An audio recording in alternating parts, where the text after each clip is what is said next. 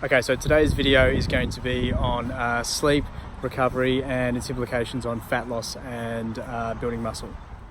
Okay, so if you like most of my clients, you'll be going to bed late, getting up early, training, working 12 to 14 hours a day, and then trying to repeat this cycle day in, day out for most of the year. So this might be, it might be sustainable for some people, but in terms of the impact that it has on your body composition, whether it's if you're trying to build muscle or lose body fat, the implications can be fairly significant.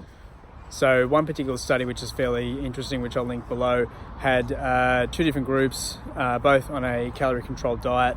However, one group had, I think 8.5 hours sleep per night. The other group had 5.5 hours sleep per night. So the group that had the less amount of sleep each night over a period of 14 days lost significantly less body fat than the group who had more sleep, even though they were on the same amount of calories per day.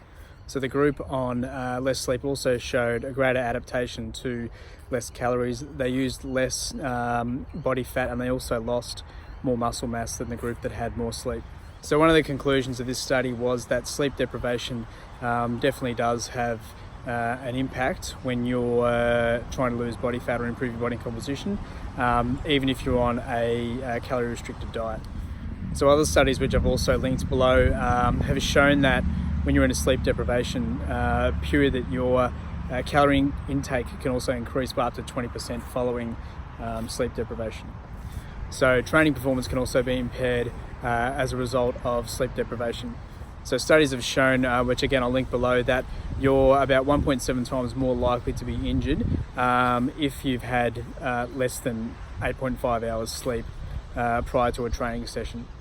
Okay, so other hormonal implications that will affect your body composition and training performance as a result of sleep deprivation are that you do have, or you will have, increased cortisol levels, and you also have a reduction in growth hormone. So both of those will definitely have a negative impact on training and your body composition. So just in summary, you do want to make sleep a priority if you are looking to either increase muscle mass or reduce body fat.